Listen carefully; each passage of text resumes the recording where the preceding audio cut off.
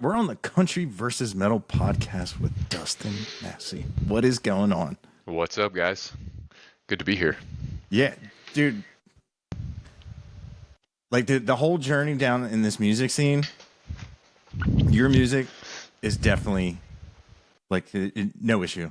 You know what I mean. Like I was like, oh, yeah, love it, Awesome. love, love everything about it, and you know, prior to like when we hit record, I get to see you and I get to see the backdrop of BB King.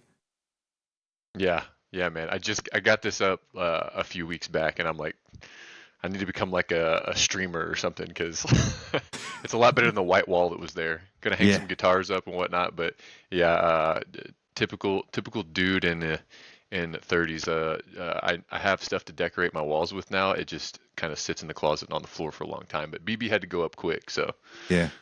love That it. that was he a really big influence on you? Yeah, yeah. I grew up pretty much listening to like classic rock with my dad, which was like Rush, ZZ Top, like he was really into like Pink Floyd, the Eagles and everything. Mom was like 80s, 90s country, but my dad liked the blues. He loved BB, like SRV and stuff like that. And my grandma loved like gospel music, old Patsy Cline type country, and then blues. So BB was kind of like always one of my favorites. It just like I fell in love with the 335, and I can't remember what year he passed, but like a few months before he passed, I was living in Fort Collins, Colorado. I was going to Colorado State. He was coming through to Denver. So some friends and I got tickets to go see him in the botanical gardens, which was awesome because it's kind of like sloped, like the stage was in the center and there's like a green all the way around the stage, but it was sloped down. So a lot smaller scale, but like Red Rocks, how you're kind of looking down at the stage instead of having to look up. So we're just all like laying back on the green or whatever, and we had gone through a gas station and I bought like this $5 fishing hat. Me and my other buddy did actually. It was kind of like I don't know. It was probably like buy one get one free. These were they weren't even worth $5. They were so flimsy. But I I had that fishing hat on and I was like really just chilling on the green, really enjoying myself in Colorado style. And as the sun's going down, we're like getting closer. Like the crowd is finally getting up and like moving closer to the stage because BB's mostly telling stories. I mean, he was not only at the end of his career, but the end of his life. He points at me, and I kind of do this like thing where like you look back and you're like, who's he pointing at? And he's like gestures like this towards the stage, and so like I get all the way up to the stage, and he like leans over in his chair. I mean, the dude can barely move. Like they brought him up on a golf cart. He's in like a nice folding chair. He leans over and kind of like shakes my hand and daps me up a little bit.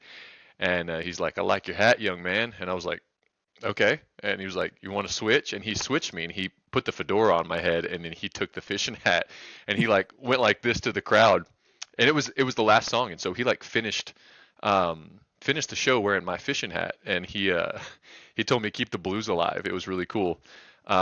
And then like right after the show, this really large bodyguard in it was like a Batman villain style zoot suit comes up and finds me and was like, "Excuse me, sir, son, I'm gonna need Mr. King's hat back." I was like, "Well, can I get mine back?" And he switched me back. But yeah, I've got an old floppy fishing hat somewhere. I wish I had it with me, but it's in my closet. It's got a little BB sweat in it, so forever tied to BB, and will always remember him saying, "Keep the blues alive."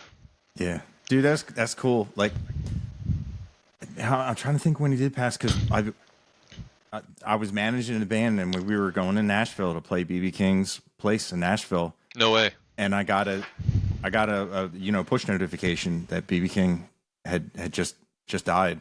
We're in the middle of like a 12-hour trek, and I'm like, oh no, like is the show still on? And Man, it was weird because like, man, it's selfish. It's selfish to want to write your show when like a legend like that has just passed. And I was just like, even if it's we'll just go. We'll pay our respects. We're definitely going to go and just whatever they do, we'll be fine. And yeah, it was like it was pretty somber. Like they left pictures and candles, and we were doing like an exposition for like Sony Records, Wow. and no one brought up his passing. It was so weird. We were like in the middle of the day, and like without my direction, a lead singer said, "Hey, can we please acknowledge that we were in this establishment and that a legend has passed?" Man, so y'all still played the show? Yeah, Yeah. was. I don't know if it was supposed to. There was two levels. There was the basement and then the main stage upstairs, Right. and I don't know if that was what it was supposed to be, but yeah, it was really cool when people like we like got off stage. I mean, and they're like, "Thank you for saying something." You know, we've Yeah. been here. There was a lot of people there that they loved B.B. King's music, and you know it was sad. Yeah. The guitar player in the band, he definitely had a lot more influence. I came into band like me with guitar. My first thing with guitar is like 80s hair metal. Like Yeah. I loved speed.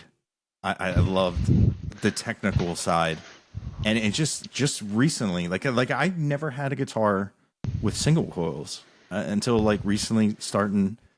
I always loved blues. I just didn't really like feel it until I like, you get older, you get some experience, Right.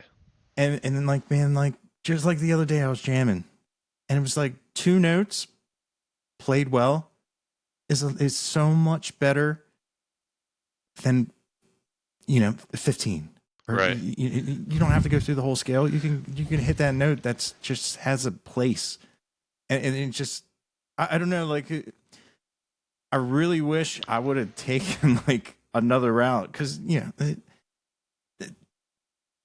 as good as you are, there's only going to be one Eddie Van Halen. You know what I Right. mean? Yeah. Like, Yeah. in the technical side, but man, there's a lot of blues players that are known for their nuances in their playing, their vibrato, their bends, and like BB like was known for that, and I love That index finger, he would do that. yeah, Like yeah. shake it on it. Yeah, It's like and like as a guitar player, like if you wanted to sound like Stevie Ray Vaughan, you put 13s on your guitar, right. and you Tried that when I started out. It was not the move. yeah, you're like, oh, you're playing power lines, and like even him, like he developed tendonitis, and man, I think the quote was it was like Billy Gibbons or like in the BB King. He just said, "Why you working so hard?" Because he played like sevens, right? Right. Or Yeah. Something like that. And somebody told me like one of the best guitar players I know. He went to Berkeley and like he's an incredible player. I was like, dude, what made BB so great beyond just being like so cool? And he was just like patience, timing, and feel. That dude never needed to shred anything. It's just yeah, like he could, like you said, he could make two notes feel like a whole solo section. yeah, it's amazing. Yeah. Starting off as a teenager in that era, when you grew up in the 80s, you needed to be a super technical player Right. to like be considered like a real band. That's just how it was, and I loved it. Right. And then I guess Prince. When you hear like the first time you hear Purple Rain, there's just those big like outward bends, and it's just a note hanging on. You're like, oh, there's something to that. But like all those older guys like BB King, John Lee Hooker, and all like Albert King, Yeah. like man, they could hold a note forever, and you could feel it, and it's just something about it. You remember that more than a guy that gets up and just technically just blows your mind away. You're like, man, that's really good, man. He obviously sat in practice, but man, when a note hits you in the chest, it's definitely a different feeling. If just how it Right. just changes you, it matures you. Man, my good friend Shane Hudson, he played a lot of the lead guitar on my album Matter of Time. We like grew up together and always played together, and like the whole time I was like touring and playing, he was playing with me. And like last week, I think we had the conversation. I was like, man, you look at a guy like Nuno Betancourt and like playing with Extreme and stuff like that, and there's like those guys are like incredible, those super technical players. But there is, for me personally, not everybody. There's people who are going to have that style as their number one, but for me, it's like I enjoy that in smaller doses. Like I love to like watch a song on YouTube or listen to a song or something, but if I want to like put something on the record player, I want to put on, you know, I love to put on some like BB or something. If I'm wanting to something newer, I've got like some Gary Clark records. Put something like that on to just like listen to for a few hours. But that's my personal preference, you know. But I feel like somehow, you know, it's going to be influenced by my dad, my grandma, and whatnot, and then find its way into my music to a certain level. You know, I'd like to think that there's a certain aspect of blues in everything I'm doing. But I guess really anybody who's playing, you know, if you're playing some southern rock or some country, I mean, it's all gonna have some blues in it for sure. Yeah. Oh, dude, your sound definitely has the blues in it. And you said his name's Shane? Yeah, Shane. Yeah, Shane Hudson. He's an Dude, incredible player, man. I would have bet all the money in the world that it was you playing all those leads. Because So some of it's me, but one of them specifically, "Hard Times," a song that you like, that's him. I just like let him cut loose on that. yeah. And it's great because some of we both like a lot of the same music, but he probably lends more to like Van Halen, whereas I lend more to you know, wanting to play something a little slower and more bluesy. And Yeah. I felt like it meshed for something really, really kind of cool on that record. Oh, dude, definitely. Because, you know, I always thought I had a great ear for it. Because it's the old blues guys, when they're like getting in, and then when they're really digging in their instruments, their vocals like match Mhm. that, and your vocals on all those songs match in the same way. And like in my mind, like of course I knew what you look like. I was like, dude, he's playing it. And then the first time I saw on YouTube, I was like, oh wow! It really blew my mind. I was like, they have to like have just a super long history or something, because like your voice matches his. It's uncanny because like you Yeah. think like Kenny Wayne Shepherd, Stevie Ray Vaughan, and everything, like Zach Wilkerson, like your voice changes with the guitar. I Like think it's from growing up together, man. Like Shane, so Shane plays. I mean, he plays for a lot of people right now. Whenever I kind of got off the road and wasn't playing as much, I think you interviewed him recently, Kane and Bryce. mhm. So I was Shane and I had just got through having a conversation. I think I was like in Costco or something. I like pulled. I was telling Shane, I was like, man, I just don't think I'm going to be playing a whole lot for a while. Had some stuff happen in life, and I had like opened up Instagram, and Kanan had posted like a story like looking for a pro league guitar player, pro gear, you know, blah, touring schedule and this and that. And I texted to Shane, and Shane was like, nah, man, I probably won't reach out to anybody right now. It was kind of like new me saying like we're not going to play as much. And I was like, not, dude, you should. And I like messaged Kanan, and I was like, dude, you need to hit up my boy Shane. Like he's amazing. He needs work. And they've been playing together now for I don't know, like a year and a half. So that's been great. And don't get me wrong, I'm definitely I get back going. Shane's going to be playing some shows with me, but it's been cool to see him do something else. And then as I've tried to, you know, here and there play shows over the last year or so, it's made me reach out. And like I've played like some trio shows and stuff, um, which growing up loving Stevie Ray Vaughan and guys like that, you know, the challenge of wanting to try to play trio was always there, and I was always like a little like scared to do it. Like, oh man, like I'm not gonna play all these lead lines and everything the exact same way as Shane. Some of them would all of them very influenced by him actually, but Shane was probably my biggest uh like cheerleader of being like, dude, go play the trio shows. Like you're a lead guitar player too. Like you've always wanted to do this, like go do it. And whenever it's time to like really get going again, like I'm here. So that's been really cool, um, to just gain some confidence in between when I started to now. But yeah, Shane and I, we grew up together, and I can remember like I don't know, us being in high school and I like hear somebody playing Little Wing on an acoustic over in a corner. I'm like, what the heck's going on over there? That's amazing. And it's Shane. Like, um, he's always been one of my favorite guitar players. So for us to make that record together and my voice to match up with, it's funny you say that because there are lead lines on there that I sang to him in the studio. Like I literally sang the guitar lick and he played it. Yeah. I'd be like, "Hey man, this is what I hear for this song." I would sing it to him, and then he would reproduce it and throw it down on the record. So that was really cool too. And then some of them like the bad luck. That's a blues lick in E with just an amp turned up nice and loud and with a lot of gain on it. And I mean, Yeah. uh, I wrote something like that, but then you got hard times and that lead lick and Oh, that's dude, that's him all the way, man. that run is awesome. Yeah.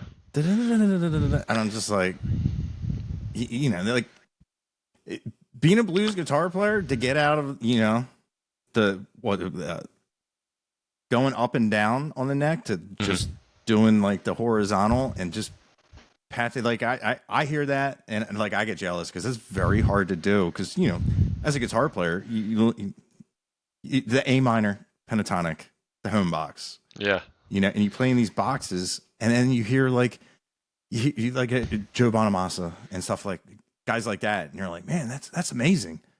Man, I wonder what scale he's playing. You're like, dude, it's the pentatonic. It's just you just don't play it that way. You really need to learn how just to put everything together and learn how to.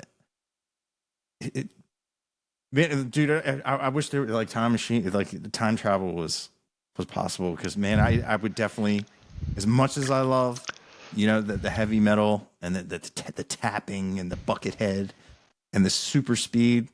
Man, I would love because like I sit on the porch now, and man, I'm just like, if I had a bad day, man, it goes into the guitar, Yeah. and you do your vibrato, and instead of sitting there and tapping and blah, blah, blah, like Right.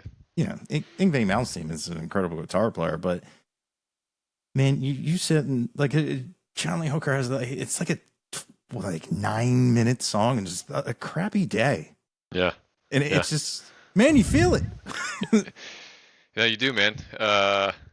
There's a song that we have, and I'll preface this with saying, so I've played with a lot of guys that are kind of like they've come up for like 10 plus years, and so like they played the blues jams and everything. And so when we were getting going, there were some people who were like, "Man, you shouldn't don't actually play like any 12-bar blues live. Like people will just leave to go to the bathroom or get drinks. You'll lose people for a bit because like, you come out of something like Hard Times or something or Bad Love, and then all of a sudden you play some blues.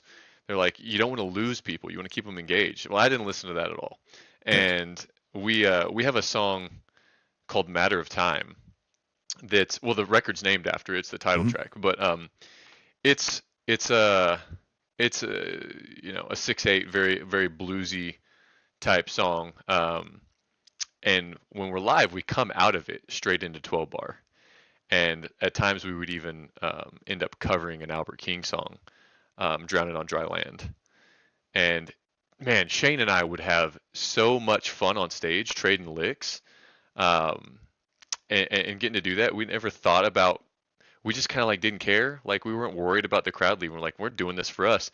And I feel like it became one of the most anticipated parts of our show. Oh, dude.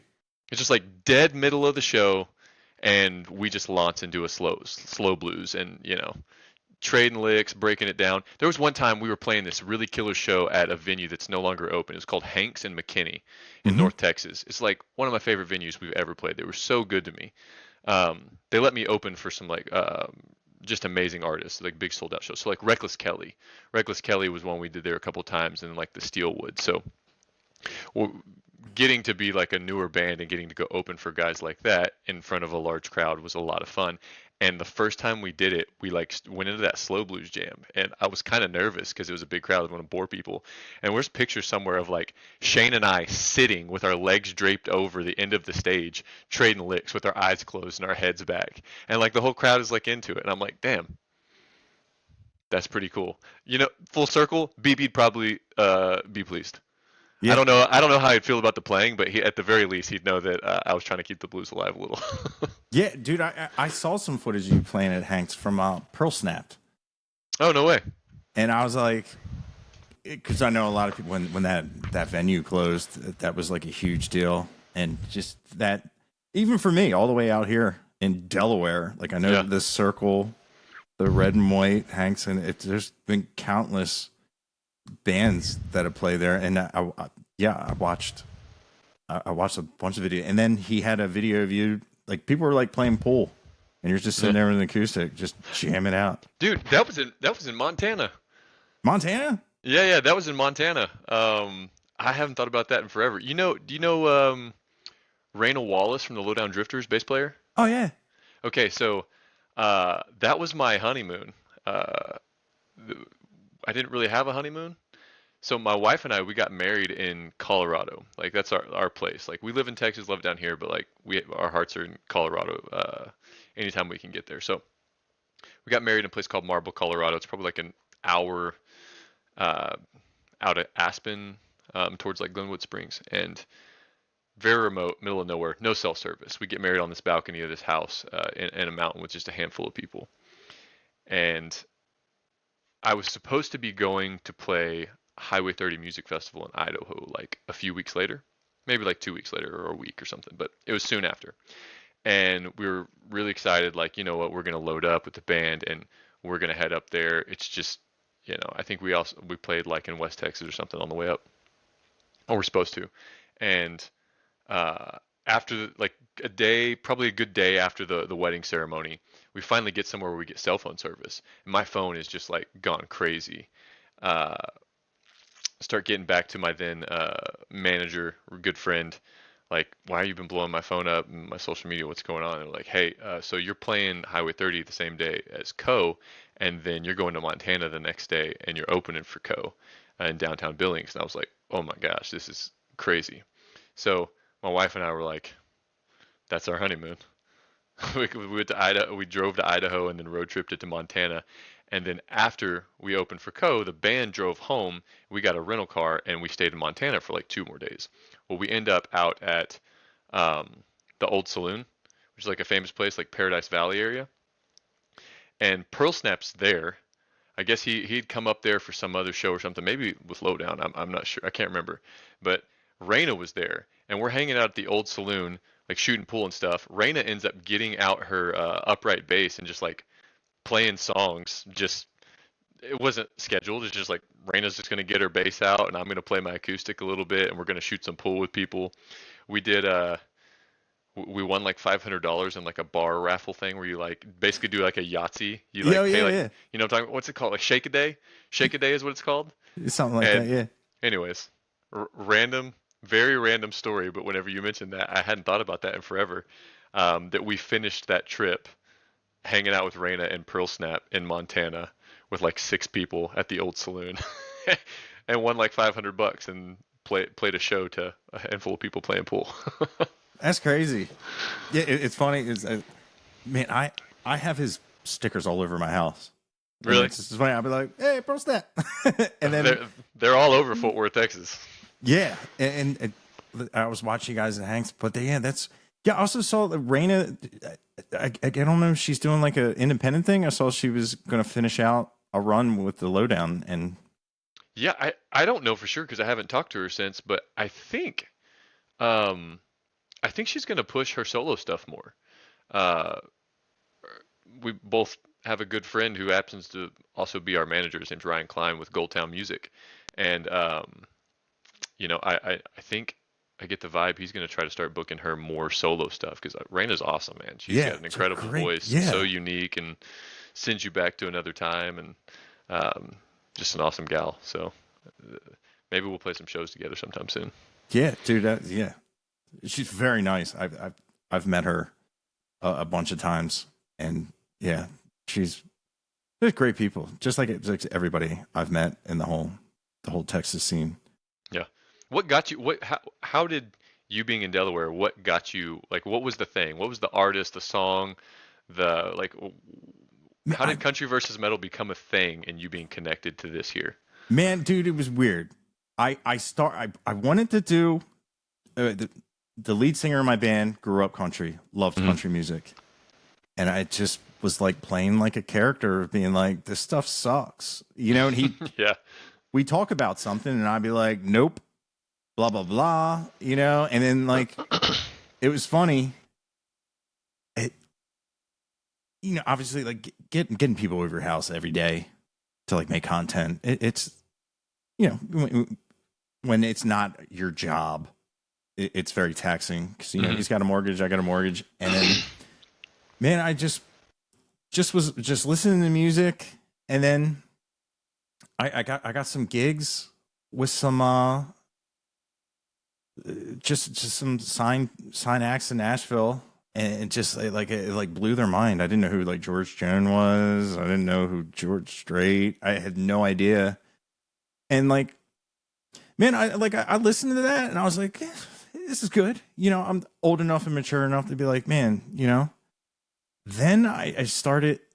It was Pecos and the Rooftops. Of course, I said Pecos. Pecos and the Rooftops. And man, people were like, they owned you. Me.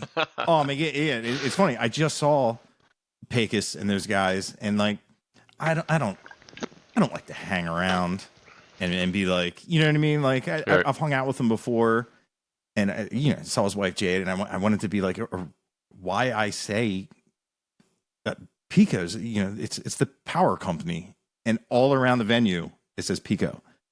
And you know, I had some fun. I was like, man, I'm gonna steal a manhole cover and bring it on his tour bus. But thankfully, like, dude, don't do that. I'm like, I will appreciate it. But yeah, hearing that, it was this damn song, and I listened to it, and man, it was like this because it says country, and I see country, and I'm like, all right, you know. And like you hear the guitars, and I was like, man, it sounds like they're playing like Mesa Boogie, like something with some dirt on it. And I'm like, man, that's a cool tone. It was a different tone. And then his voice came in, and then like, yeah, anybody that's ever been dumped or anything, like this song just like hit me, and that was like my first like real. And then they were like, dude, if you like that, you're gonna love this. And it was just like going down the rabbit hole, and then you find it came at a good time because like, man, like I had like pigeonholed myself into like I had all my downloaded Apple Music, and that was it. Because it got to the point where like it just sounded like all like even like I'm a traitor to my old genre. There was some bands that just kept like I loved them. I still love Meshuggah. And they kept new life, and they adapted, they evolved their sound. But man, there's a lot of bands in that like whole metalcore thing. They're like, oh, I love this VST. I'm never adjusting it ever. And it was just like the same, like this, like you know, like what I love about your sound is, man, you can hear me like that's a Strat or a Telly, and then when a song Les Paul, boom, you can hear Les Paul. It's different, it's vibrant, and I love that. But man, a lot of that music just got real sterile, and then like you come to find out, and then you know, Cross Canadian Ragweed and Cody Canada, there's these dudes that have these rocking songs that's like listening to them, they're fun to listen to, and like you walk away from your radio with like different, like American Aquarium. Yeah, like, it's when you really, because man, I have a hard time really listening to music from the first. Because, you know, like you're a music, dude, you know, they're ripping an E. Like, who doesn't love that, you know, and love that glassy tone and just the sound I grew up loving. Like, you can hear reminiscent of Stevie Ray Vaughan and stuff and like B.B. King and all that cool stuff. But I never, like, got moved by lyrics until I really started. Because like unfortunately, when you turn on country radio nowadays, it is so they've sucked the soul out of a genre, right? And they got buzzwords. They know the algorithm. They know. There's this whole subgenre or like other genre that is just if what you're getting country from is radio, you're not going to ever be exposed to it. Like Cross Canadian Ragweed, they can sell out Boone Pickens Stadium 4 nights in a row and also never be played on mainstream radio. Yeah. It's crazy. Like the I guess like portal into a whole nother world of country music that people who love that music don't consider radio country music for the most part. It's just kind of like pop radio. Yeah, dude, it's like Whiskey Myers. I don't know Yeah. how a band that rocks that hard, how that just didn't come up. It's just that when I first heard that, I was like, this is just not fair. You know, with the same with like the Great Divide, Cross, and I'm just like, because I used to love like the old jam bands, but it was kind of like, you know what I mean? Like it was fun songs, Yeah. but man, like like, but like into the like the country. I remember like the first time I heard like Tanner Ussery, the dude ripped my heart out. Yeah. And I thanked him for it. I was like, Right. dude, like, thank you for, you know, like making me cry. And it's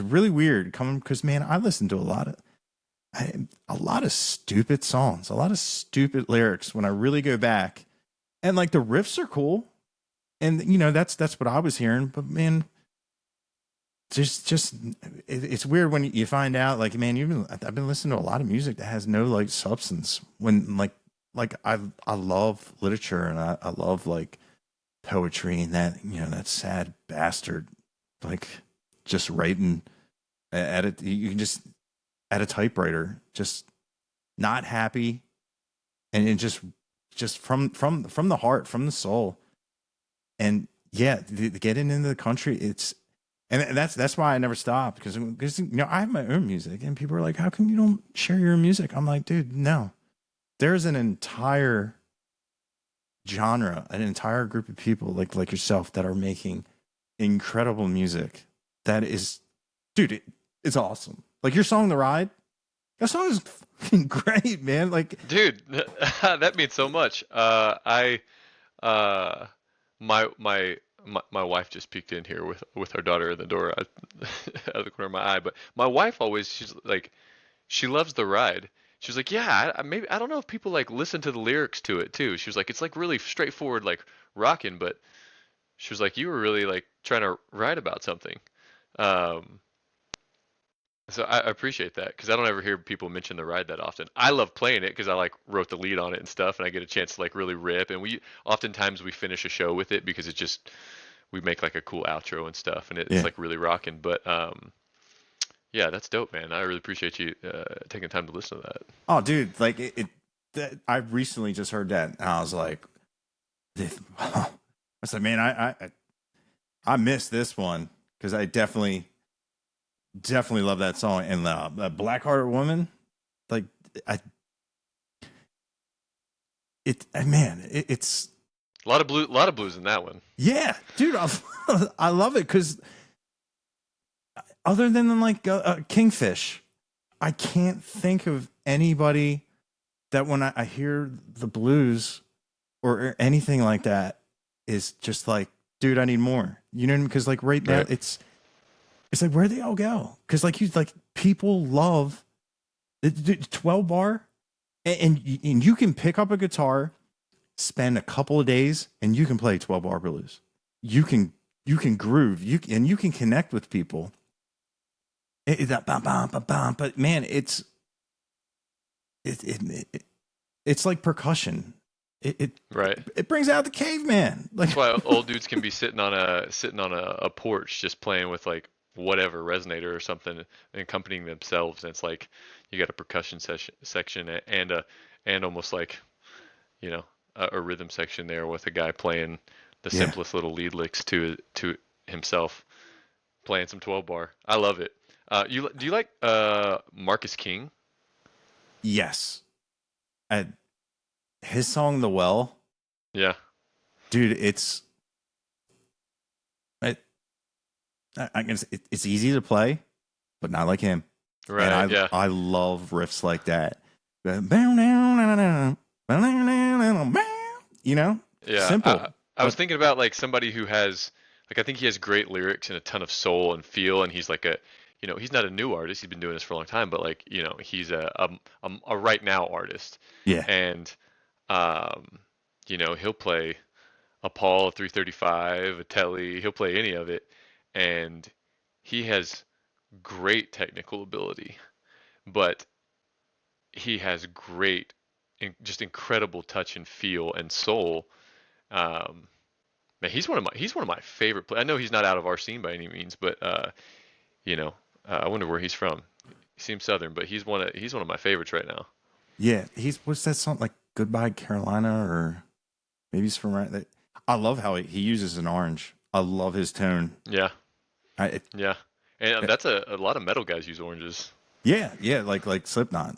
Yeah, And like everybody that plays an orange, there's just nothing else that sounds like it. It has it's just like a that mid-range punch which Marshall's known for, but it's so much more. I played with a guy. It was an Orange Rocker 32. It was like a stereo combo amp, and that thing just sounded so cool when like you just put your head up against it, and it just that whole it's a stereo sound in a box. I thought it was a genius implementation of that. yeah, And I just loved how that thing sounds. Even when you kept it clean and put pedals in it, it just sounds so different. It's orange. yeah. And I can't think of anybody in our scene that I see with an orange. I know there's got to be somebody.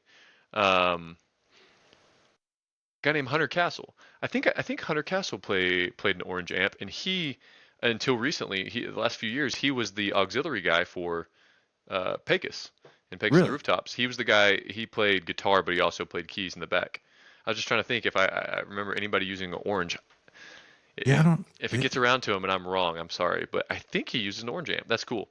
Um, Man, what are some other?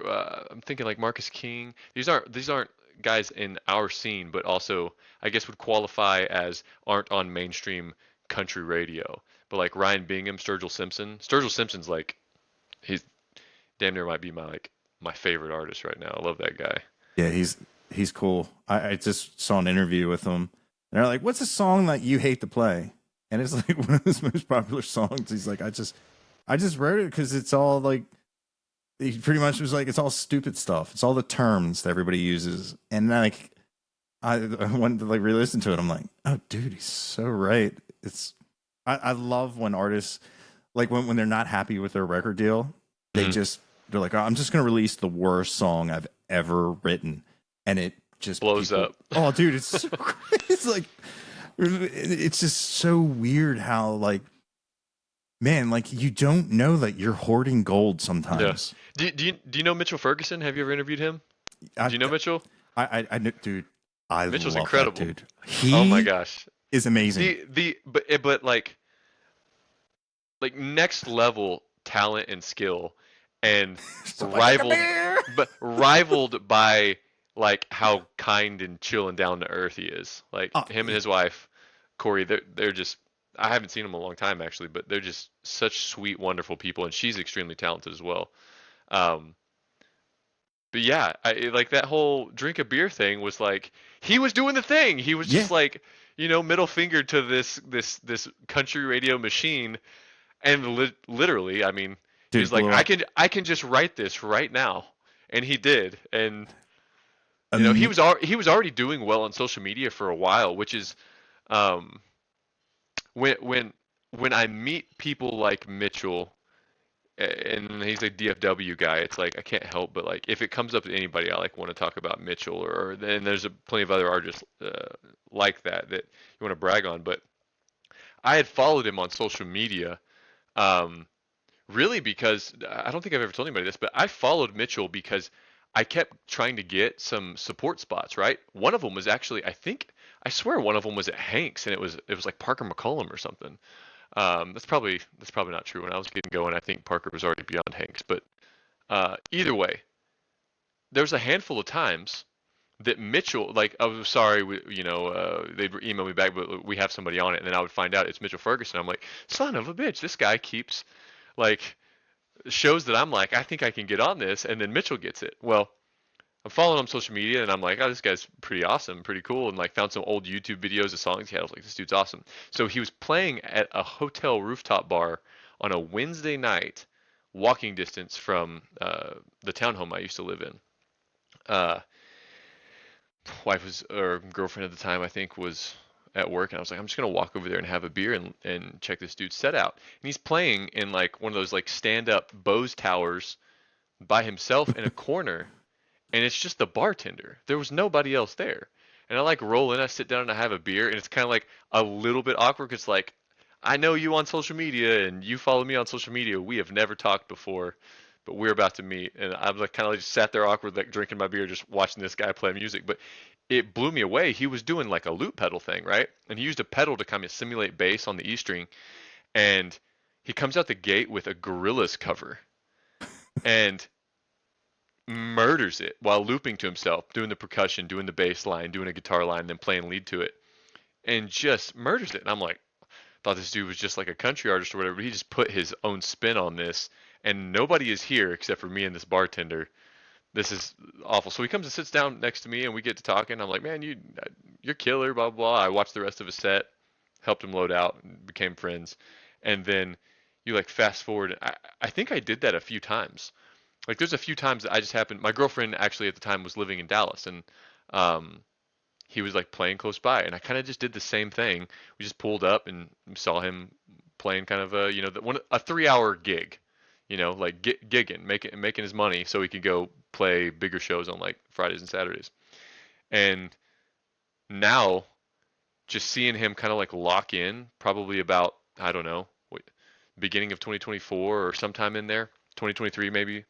And I think he stopped drinking, and then he also I don't know. I haven't asked him, but it seemed like he just like really committed to the social media game and being like, you know, um, if you really want to do that full time, you're not afforded the luxury of not doing social media, even if you don't want to do it. Kind of having a really positive attitude about it. And that dude just like proved it. Like if you're willing to post every single day, multiple times a day, and you're willing to just never stop and commit to that, like it's a job, something good can happen for you.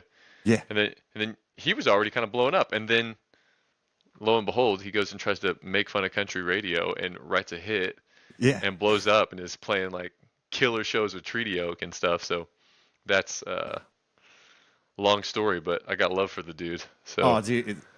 Like he got like 20. I remember, man, he made a video of him playing Overcooked with his wife. yeah, And yeah. it got like 20 million views Dude, in like 2 days. I was like, I was like an early comment on it, and I just put season 2 of The Bear looks lit. That's what I was just being funny. I was just being funny for months. I had to like turn the notifications off. yeah, The most social media interaction I've ever had is from commenting that on Mitchell's Overcooked post. that's so funny. It had like 19,000 likes or something, like on just my comment. It's funny you say that, Yeah. because I would just be like, this is crazy. Yeah. I was like, dude, put your song on there. What are you Right. doing? Yeah.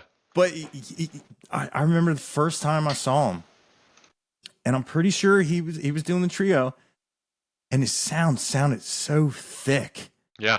And I was like, dude, because he had a Kemper and I have a Kemper. And man, I was like, dude, I love how you're using like harmonies and octaves to make it sound like you're a full band. It's genius. And he goes through this whole like, it was like listening to a scientist of how he's like, yeah, I do this and I do that. Because I'm like, I have the same tools, but I have no idea how I would implement what he does. And man, he was like trying to tell me of like how he does it. I was like, dude, this guy is like, he sat down and figured it out of how he could play Yeah. and make it sound like there's another guitar player. And I love that because a lot of people, they'll pre-record it and play along to that. No, he did it live, like off the spot. And yeah, I got to see him twice. He was playing with Dexter and the Moonrocks. And man, he, from his singing ability and when he just like starts playing, you're like, holy, this dude, could do everything. He is, yeah. I mean, he's just awesome. He really is. He's a really good guitar player, and I've always wanted to be like, I always kind of had a goal, like I want to be a frontman who can play guitar. right? Hmm. Cody Canada does that. Like there's nothing wrong with not trying to play lead guitar as a frontman. In fact, recently I've played a string of shows where I've only played my acoustic, but we've been full band because it was smaller rooms, it was appropriate. But I always wanted to be able to like throw my telly or my Strat on or something and be able to show I can really play. Mitchell's one of them ones. He's one of them guys that can really do it, and he's had some awesome lead guitar players playing in his band because he's a showman and he's going to do his own thing. But like when he rips it, it's killer. Yeah. Yeah. It's funny is he made that like the little blip of that song, and he didn't release it, and people were like, release it. And I was wearing my Mitchell Ferguson shirt up here in the Northeast, and someone said, how do you have that shirt? He didn't even release the song yet. It blew my mind. I was like, no, this guy, He's been around. A musician. Yeah. Yeah. I was like, dude, That's crazy. I was like, you need to listen. You know, I was like, you don't know about the sauce. You know, Yeah. like, yeah. and then they're like, they were blown away that he had other music. I'm like, dude, it's also the power and the phenomenon of social media, and also kind of a little bit of the downfall that they didn't go like the surface. They didn't just do a deep dive. I'm like, dude, you do yourself a favor, and listen. And when I say a whole lot of sauce, you'll know what I mean. Right. Yeah. Absolutely. Yeah, it's crazy. I've got this like college football Discord that I'm in, and when that was coming out, I said something. I was like, in there, like in the chat, and I was like, man, my homie just like dropped this song on TikTok out of nowhere about drinking a beer, and it's like blowing up or something. Somebody was like, Mitchell Ferguson? I was like, this is crazy. This dude lived in like Boulder or something, and I was just like, wow, that's wild. Yeah, But yeah, social media, man, I'm gonna have to. You've done a great job. Like on your TikTok is like just like smashing on the social media. Like you got a ton of interaction on there, and like when did you see it like grow the most? Was there anything that happened or like a string of anything that was, like all of a sudden you went from like a few thousand followers or something and like it was like 100,000, or was there a time that you really remember that something happened? oh, the first after I did Pegasus and the Rooftops, this Was that damn the song, first one? I got 50,000 followers in 7 days. And that was the first post of like the country versus metal thing. No, that wasn't the first post. I had done I've since deleted them. Man, it was like talking about Tracy Bird, like just the watermelon crawl. Yeah. Like I was kind of like, yeah, and a bunch of other big names, and it was like a playing a character. And I did some talking about like Johnny Cash, because like to me, like first starting out, like surface wise, like Johnny Cash took my favorite song, and like Trent Reznor was like, yeah, it's not my song anymore, we're just, it's gone. And I just, man, like I drove around listening to Hurt on that Nine Inch Nails record. So did you hate it when Johnny Cash did it?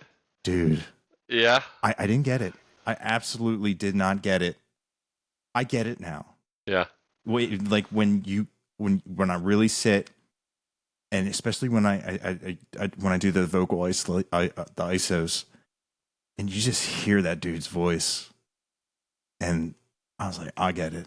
It took a while. It seems like a weird, like the universe like made them write it for him. But don't get me wrong, their version is great. But I remember the first time I walked into my dad's office, and my dad's passed since then. But he was watching. My dad had a like bitchin' stereo set up for his office. My dad was like super into music, and so he like blasted music in there, and like he wasn't listening to something that was like rocking. It was like, this is, you're you hear like the very beginning that was super out of key, but I walked in and he's watching the music video, and Johnny Cash is like just sitting there, and like it shows like a close up of his hands, I think, and they're all worn at one point, and you hear it, and I just remember like cutting through me, like, oh my gosh. Yeah. And my old man was watching it. Yeah, it powerful. I definitely agree now, and I get it. But for the longest time, I was just like, man, Like one of my buddies, we would listen. Like, man, it has like a cool soundscape of like, it's just like, it's just very cinematic. The original Hurt, and and then when people are like, "Oh, dude, it's his song now," it's his song now, and it's just like, ah, 'cause that was my first introduction to Johnny Cash, and I was like, because dude, long hair, leather jacket, black pants. I was like, nope, ain't doing it. Like, you keep that Ring of Fire yourself, Johnny. This is a Trent. Yeah. And then Trent Reznor was like, yep, it's his song, blah, blah. And I was just like, but then like, when you do listen to Johnny Cash, I just remember thinking like, with his cadence and his vocals, I was like, he was almost kind of like in the 90s, like Biohazard, like kind of like I would say close to like rap almost. Yeah. Of just how his vocals were on a bunch of songs. And it was interesting to listen to that.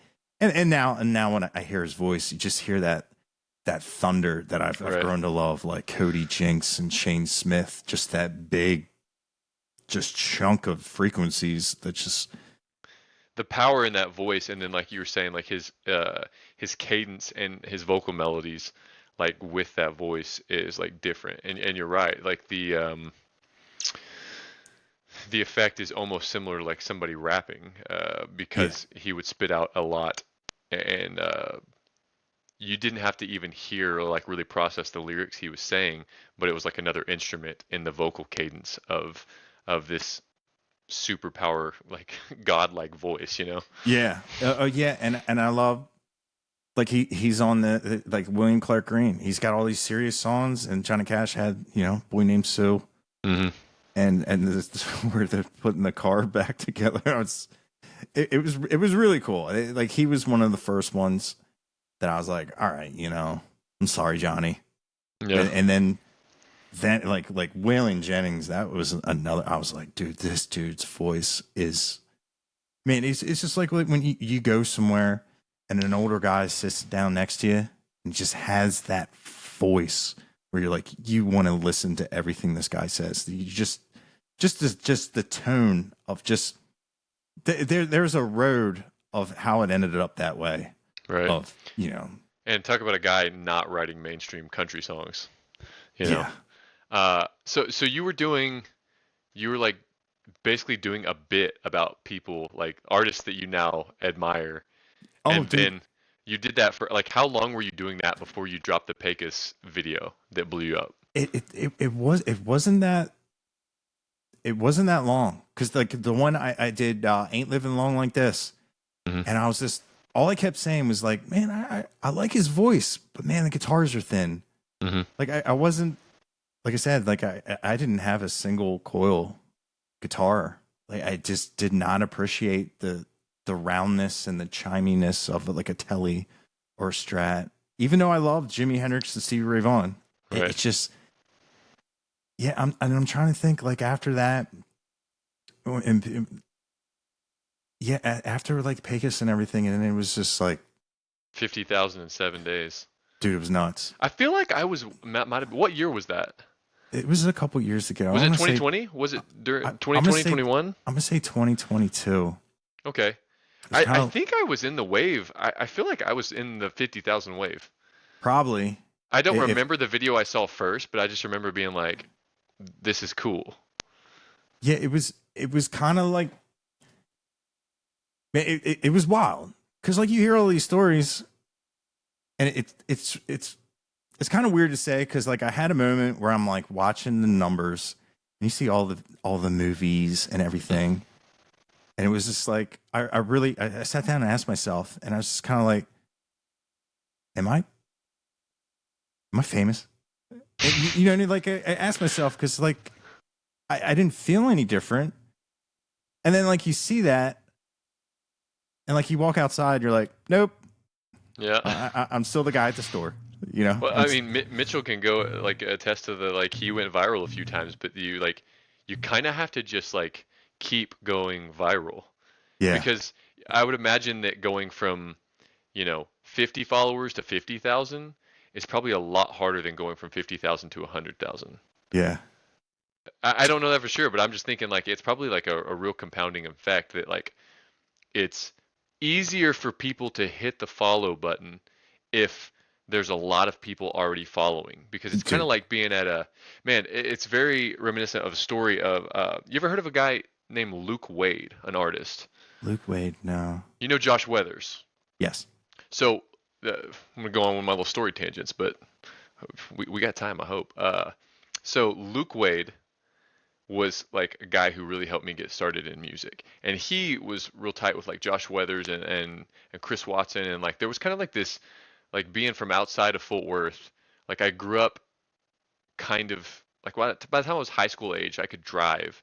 Like I was a little more aware of like trying to go to like outdoor concerts and stuff. And so there was like the Texas country scene. There was um, Stoney LaRue, Casey Donahue, Wade Bowen, Randy Rogers, those guys. But there was also kind of like this like soul, like almost like light rock kind of like part of the scene that was very DFW, and Josh Weathers was a part of it, and Luke Wade was a part of it.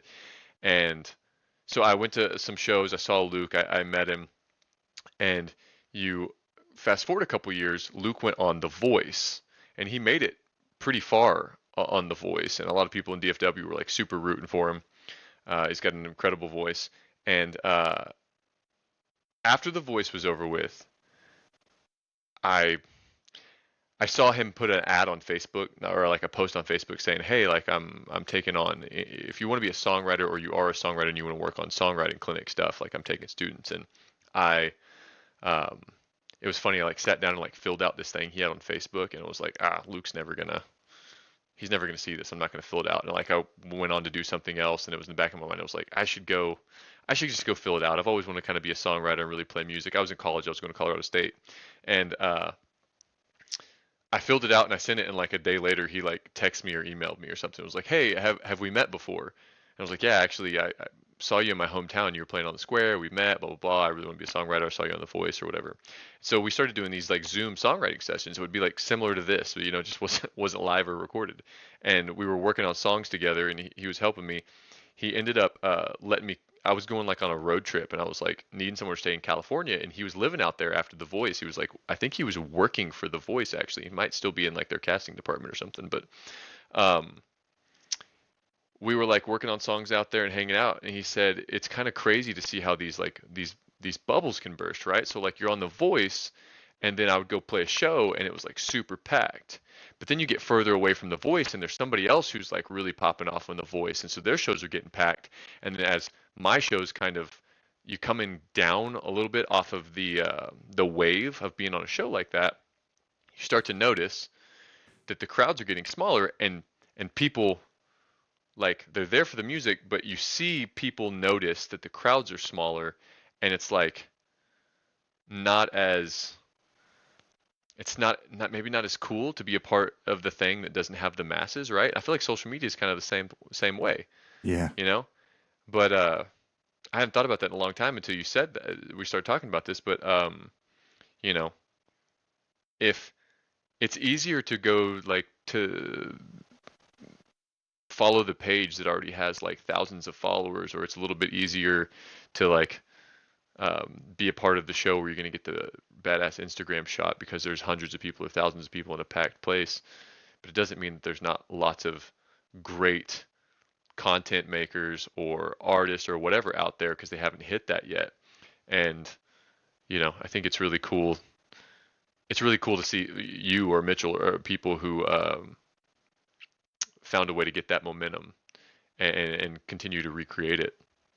But yeah, I think it goes the same way for live shows to a certain degree. Yeah. Dude, I never really thought about that. But it's so true. And it's like when you get used to like, you go out and it's a sea of people, and then, you just slowly start seeing, just space where it used to be bodies stacked together. It has to be. That would make sense of why you see so many people try some weird, crazy things Yeah. on social media were like, oh, what? But yeah, I get it. Like once you're used to that and you see that, you really have to,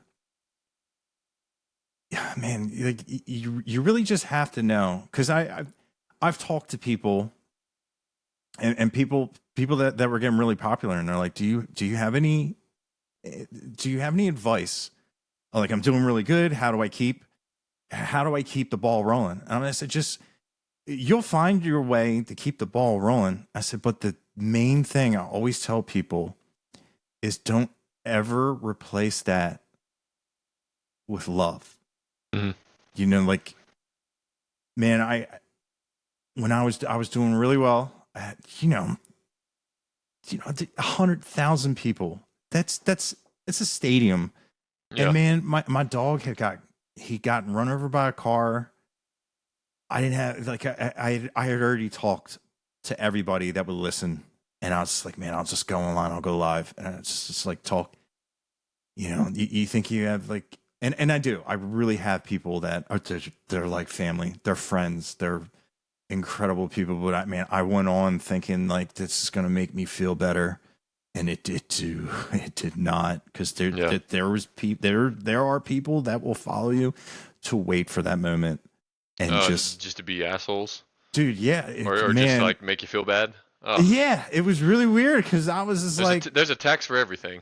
yeah, dude, like, That's because the truth. I was riding, because a lot of people are like, how do you deal with the negative comments? I'm like, dude, I don't have, I've never had any.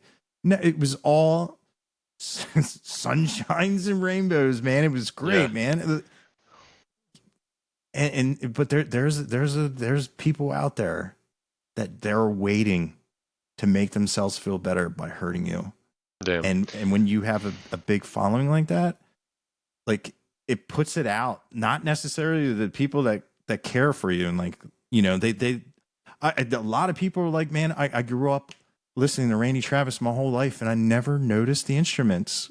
And they're like, I really like you explaining because I never heard that. I never knew there was a cowbell in that song. I never knew that. And because like Dylan Weldon said it, he's like, people listen to music differently. And it's what he said, what he likes, like in the allure of like when I listen to something, he says, you always talk about the beat. You always talk about the snare.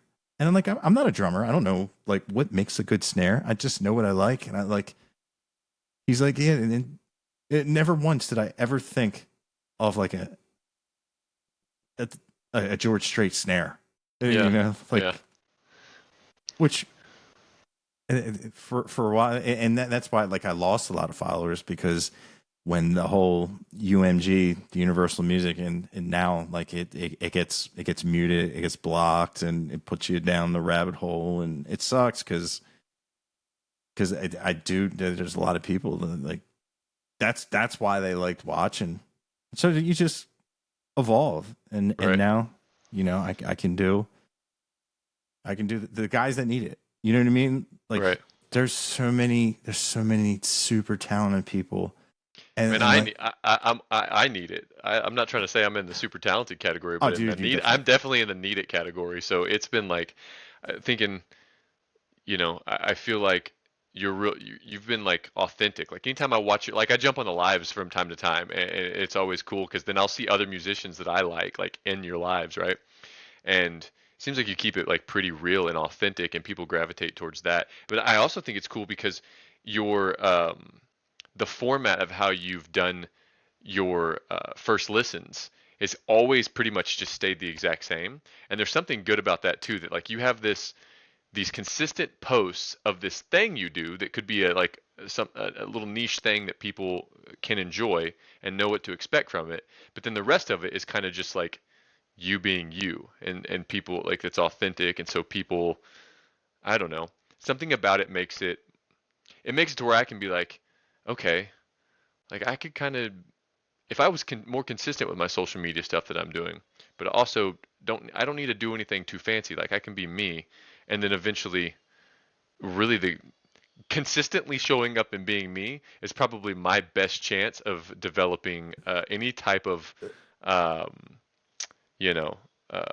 ground on social media. Yeah, like when you're at the sink and you're like, "Oh, hey there." Oh yeah. I my wife. I made a few of those videos when I was promoting the EP last year, and I think you reviewed one of the songs off of that, which was really cool. Um, but my wife helped me with all that. It was great, and she was pregnant through most of it too. We would joke that she was my producer, but really it was just like, hey, can you just like hold the camera, and I'm just gonna like play my song a little bit or something. But that was like my I almost feel like that's the only time I've really put a lot of intention into like doing some social media. I would consistently like, here's a post a picture or a flyer or something of a show coming up. But getting back, I've taken a lot of time off. Haven't gone fully away from the music scene at any point in time in the last 2 years, but I've been my shows have been sparse and I've been like way more family focused and whatnot and really wanting to get it going. I've made it a point like in my to-do like notes of like things I need to be doing. It's like you need to start putting a plan together of like when you're going to like really commit to how often you're going to post Yeah. and asking for advice, like you or Mitchell or other people I know who have got some momentum with their social media marketing and seeing how that's helped them. Um, I need to do that, especially I'll be in the studio. I've been in the studio with Drew Harkle, who I know you know Drew. Oh yeah. Um, we are we're working on a project that we actually started last summer, but then I had little girl and just kind of like put everything on the back burner for a while. And then I'm in the studio tomorrow morning working on some demos and some co-writing with a guy named Matt Gumley. Do you know Matt? Does that name sound familiar? No. So he does a solo thing. I met Matt at a charity event, and we were doing a song swap. And like I said, like I like to fancy myself a good guitar player. So I think like out the gate, I either played like Someday or Black-Hearted Woman, but something that makes me accompany myself up and down the neck. Uh, and it's kind of just like a really try to get people's attention type of vibe. And I played one of those songs, and I was like, okay, cool. I feel warm. I feel with the crowd, and then he follows it up with something like I don't know. I was like, damn, that's badass. And like he was all like killer player, accompanying himself with a great voice. Met him afterwards. He's like, yeah, like I'm pretty new to the area or whatever, and I'm like doing my thing. And then lo and behold, like he quickly gets picked up. He was also playing guitar with Dylan Torres and then Kane and Bryce, and then most notably, he's playing bass with Colton Moore now on the road to Colton Moore, and turns out he was like in a bunch of like TV shows and movies and stuff. He's like an actor too and a voice actor, and had no idea any of that stuff. I just like playing a charity event next to this guy and was like, this guy's pretty badass. He might have a future in entertainment. he'd been like on Disney Channel already, but anyways, I'm working on some music with him, and then also hoping to nail down like really starting the next album, like starting to cut those songs here really before like the holidays. I'd like to be like in the meat of getting that done, like the thick of it. So um, yeah, I've got to get on my social media game and try to like gain some momentum there. And it's cool to go full circle with it though. Like I remember I used to be like, I need to plan stuff out like a bit or like have a thing or whatever. And it's like, what? I think the thing that probably works is just like maybe you have a consistent thing like promoting shows or doing covers or something, but like consistently just hitting record and then just being genuine and authentic and just posting it. Dude, that's But just doing it every day. when people ask, they're like, how do you get followers? How do you get views? I always say, don't do what I do. Yeah. There's a very dedicated crowd that will listen to an entire song because it's all about that retention and whatnot. And man, what Shelby Stone, I don't know if you know who Shelby Stone is. Yeah, absolutely. Yeah, she's awesome. She just turned on her camera. She's like, listen, I don't want to be like one of those artists that just comes on here. And then she goes, TikTok told me to do this. They told me to do this. And I'm trying to do it. And dude, it was like, I was like, more of that. It would definitely like, what I loved is you were like, this is a song that got me into music. And I'm listening to it. And I'm like, who sings this? And it was Justin Timberlake. Oh, right? yeah. Dude, I had no idea. I don't know him outside of I like his acting, but his music, I never scratch any of the surface of it. And I remember listening to that, and I was like, I had no idea. I need to do that. I need to do that again. I just got in like I was like, you know what? I'm just gonna like post clips of like verse chorus of like a cover of anything, but make it me. I think that Yeah, it's really cool in the scene because like somebody will pop up and do a cover of something, and it like pulls you. You're like, I know this, but it doesn't sound just like that song that you know. And yeah. they do it their way, but it keeps like a vocal melody. Like, do you know Tennessee Jet? Mhm. So TJ, like he's awesome, and he does like a cover of Creep, but it's got like steel guitar and like he's playing like a I don't know maybe like a 335 or maybe some kind of big semi hollow body guitar, and it's like got gritty, but yet it's like this like dark eerie country vibe Oh, of Creep dude, by Radiohead, and it's just like this is so badass. dude, Um, his covers are like a reimagining. Yeah, he's great at that, but I should do that again. But I think I did like Justin Timberlake. I did No Doubt. I did Hmm. Randy Rogers. I did, just Britney Spears. I think maybe I didn't.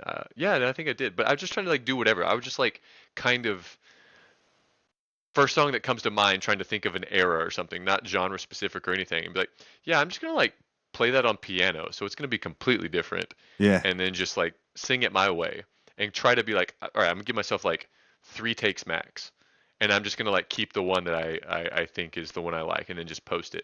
And it was kind of cool. I should like that would be a good consistent thing for me to do again. It's between that and then just posting stuff. I played a show with Zach Wilkerson, uh, and I was like promoting my shows, and I was just like a few days a week I'm just like strictly dad. Like my wife is at work, so I'm like being stay-at-home dad and just like hanging out with my daughter in a room on the ground. She's 10 months old, crawling around doing silly stuff. And I was like, I'm always taking like trying to like hide the camera and take videos of her and stuff to save it. I was like, I should just like take one of these videos that I'm taking, and when I take it, just say like, "Hey, I have a show Friday, blah blah blah blah blah blah." And I did, and like there was people at the show on Friday. It was like, "I loved that video that you posted of your daughter. That was so cute," or whatever. I was like, whatever, just post anything that's like real. yeah, dude. Zach Wilkerson with his guitar talks. That I is love it. great. Yeah, I told him at the show. I was like, man, I know you, but I'm like ready for. I'm also just like waiting for you to post the next one because it's great. The thing he did on uh the minutes on stage, that like I was sitting on my back porch drinking a beer, like watching my daughter play in her little kiddie pool, and I was just like watching it. And I was like, I'm like feel this right now, like because there are times it's like that. I've had to think about when I mean, I feel like everybody can really relate to that, and Zach has a ton of experience. When I was living in Colorado, he was one of the first like Texas artists that came up there and played, and I remember being like, "Damn, like this is really cool. I want to go back home and play one day." And he was playing trio, which again always stands out to me, and I'm like that's so badass if you can play trio and hold it down and be entertaining. Less with more, you know. Yeah, And so he's got tons of experience. Like I've been a fan of his for a long time, and now I'm getting to play shows with him, which is super cool. But him saying that, like I was like feeling it inside that there was a time when I first met Zach as a fan, and all I could dream about was like I just want to play on stage, and I want to just get through it and know I did it. There wasn't like wasn't even thinking about releasing songs. Like I just want to play on stage. I watch these people play on stage. I just want to do that so bad. So it was like the expectation then was like somehow I got to find a way for those minutes on stage. And then you start to get there, and then the goalpost moves a little bit. And then in 2022, after my record been out for like a year, I was playing a lot and playing a lot of shows that like I had never imagined that I was going to get to play on. And then my dad passed out of nowhere, and it just like kind of like a lot of things in life had to kind of change. Um, and I got married, and you know, life resettled, and so it's like the setting the expectations and like what am I doing it for, kind of had to be recentered and reset. And now like I think a lot about like I really want my daughter to see me play on stage. I don't ever want her to think like dad put his dreams to the side, or dad didn't follow his dreams, or like, had an excuse or a reason not to do that. Like I want her to be able to see it and that empower her to follow her dreams. I also want my daughter to see me play on like really cool stages with cool artists, and the only way for that to happen is to consistently be back out there playing again and consistently be putting out music and marketing it.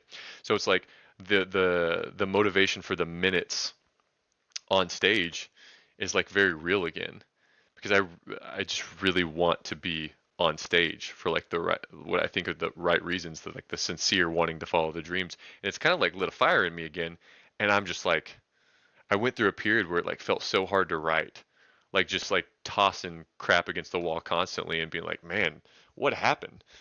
Am I like in a happy marriage so I can't write anymore, or is it like, did I use it up, or I don't know. And then boom, it's like I kind of like, once I felt it click in me again in the last few months, like I'm ready to record another record. I really want to be playing a lot and doing this.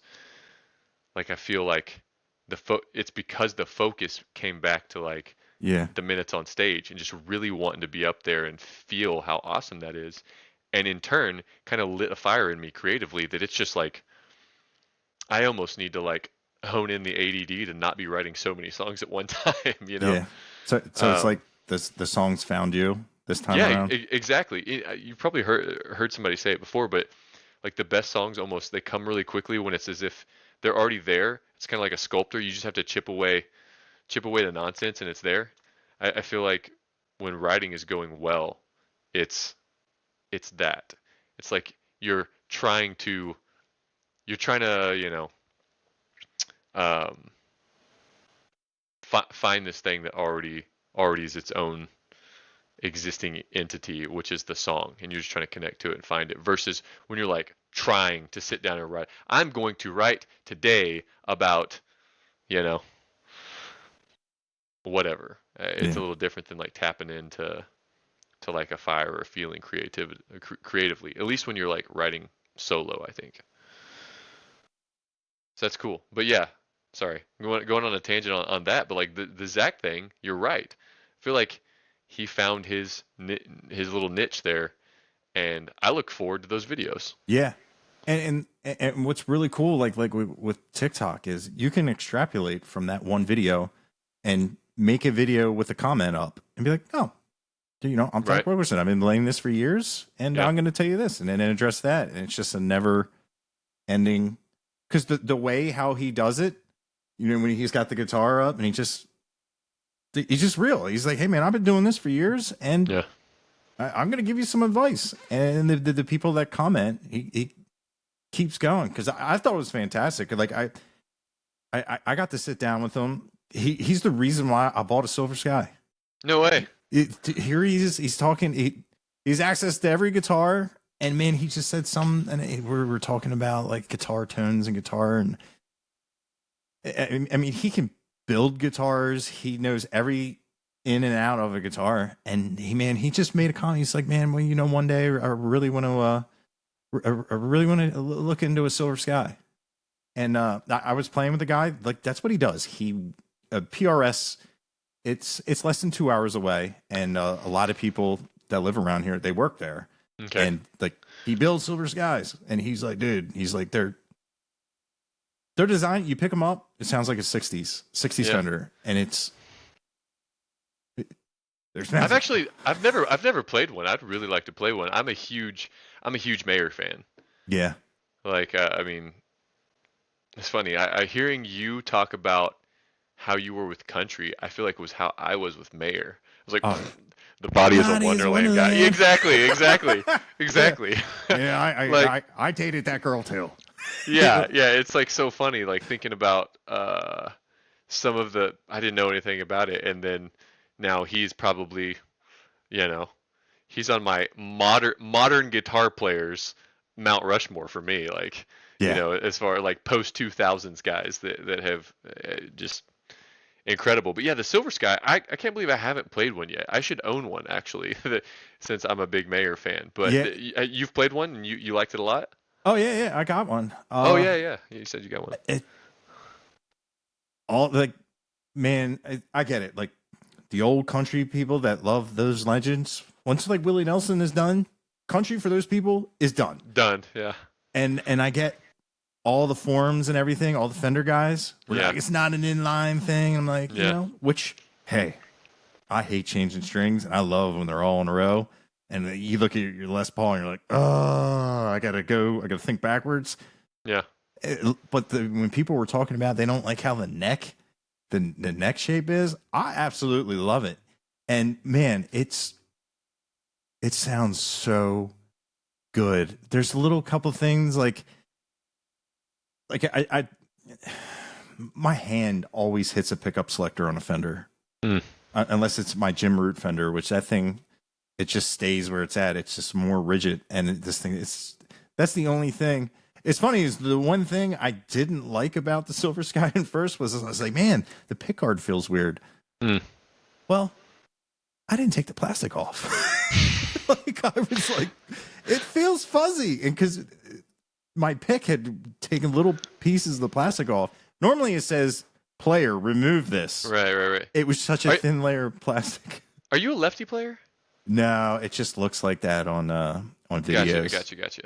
Yeah, I was thinking about the pickup selector getting in the way, and I was thinking, man, I think I saw a video that looked like you were a lefty player, but it's got to be like you said, it's just the way it sets up. But man, I need to play one of those. Have you seen Zach play live? You been to a show before? No, I haven't. He's definitely one. It's great, man. I was mentioning Talbot. He sent me a bunch of pictures he'd taken at your show, and I said, dude, I've been watching YouTube videos of him. I would definitely love to see a Dustin Massey show. But yeah, Zach. The power in that voice, dude. Like, it doesn't, like, I can hold out like a note or a word for a long time, but I cannot. He's like, his voice has sustain for days. It's incredibly powerful, and it's awesome. His drummer Nathan Ziem is also my drummer, and so that's how we kind of got connected, and it made sense, especially when I was like taking time off, and Nathan would be like, "Dude, you got to get back at it. It's like time." And I'd be like, "I don't know." He's like, "I got to get back to booking this." He's like, "Dude, you should come open for Zach. I'll just tell Zach, and Zach will check it out, and you'll come open for us." So that's how I got linked up with Zach and played a bunch of shows with him. And Nathan also plays with Tennessee Jet, so it's like it's been cool through Nate to have like a connection with those guys. But yeah, I mean, you got to see a Zach show. It's probably been a long time since he's been out to the East Coast, but that dude's music you can play that anywhere, like anywhere. You could go to New York City and play that for a club full of people who want nothing to do with country music, and they would love his music because he is like a true singer-songwriter with like blues and soul influencing him. He's just from the South. Yeah, and a dedicated musician to keeping it very root style. Yeah. Where I would go for a modeler, he strap Not it to him, my man. back. Yeah. We're bringing that cabinet in. Yeah. That's like Shane, your guitar player. I was like, as a guitar player, you try to figure out the rig, and I could only. I saw that. I was like, dude, he's doing it right, using an amp attenuator where you can crank the living hell out of your amp and not blow your eardrums, but have that great front of sound just cooking. He's used an AC. He used an AC30 for most of our shows. Nice. And in the studio, I think we use the AC30 some, but we use a Princeton a lot. I've grown really fond of a Princeton for being like the easiest powerful amp to carry around. Yeah. But I also like Fender amps. But man, lugging around. Used to, he had an AC30, which is not too bad to lug around. But he had that, and then Cam Moreland, our bass player, he had a big like Ampeg rig. Oh, man, dude. hauling those around. We use a Fender Rumble now. Oh, okay. Like you know what I'm talking about? Yeah. Those things are so light, and for what they are, they actually sound incredible. And then he ends up just running XLR direct from his board to the PA. So we have the Fender Rumble on stage to like feel it, but the tone is all coming from his board. Yeah. Kind of cool to think about. Just like where I used to think it had to be with the amps versus where I am now, and like those like I've really considered like switching to a modeler. Yeah, I think dude. I think Shane would kick my ass if we were playing on stage together and I was using a modeler. But Yeah, it. But man, I tell you what, those like refrigerator Ampeg rigs, the amount of like the amount of air you can just feel it. It's something about that rush yeah, of yeah, just it's crazy good. oh, and it sucks because like when you and a lot of people can't get over it, and it takes some time. But when you do a modeler, you do in ears, and like you don't even have like a floor wedge pumping sound out Yeah. there, and it's just like Does it feel weird? it's so weird when you can look back and have a conversation on stage. Yeah. But they say like, well, of course, this is what they always say like a quiet stage is a better stage Yeah. because like I went Kemper and my other guitar player was still Orange, and he was just like, man, it ain't doing it. I'm like, dude, you're miking it up anyway. You know what I mean? I'm like, dude, it's like size and form factor. And man, I swear, as much as I love tube amps, I feel like if you go somewhere and they have like weird power, it doesn't saturate the same. And there's nothing worse being a guitar player and not having your sound. Yeah. It's so weird because people are like, man, you sound great. And you're like, no, I don't. That's not me. And it's weird how tubes, and you don't know which ones are failing. Like when you're on the road. Yeah, a lot of things can go wrong. Yeah. And I feel like everything that could ever go wrong had gone wrong before. I had an amp go out like as I had a solo coming up. Literally, like one of those shows that I was telling you about, it was Reckless Kelly at Hanks, and I had to find a way to like get to the like get to my acoustic guitar and like switch things out and look at Shane and be like, take the solo. Oh my gosh, what a nightmare feeling that was on stage. I think with those Kempers and the ToneMaster Pro, the Fender ToneMaster Pro, that seems like a really good one. I've played one and it just like I put it through my PA, my home PA, and I was just like, damn, this sounds just like as if I had a deluxe reverb like in a closet mic'd up. But you can kind of just like set it how you want. I would imagine it makes sound check like pretty quick because if you need to adjust something, you can just adjust it quickly. And they are getting so good now. Like, I mean, shit, dude. Like, I feel like most like arena metal bands are running Kempers. Yeah, and they might have cabs on stage for like appearance. Oh yeah, they're fake. They're not, it's so weird. And they're not even blasting anything.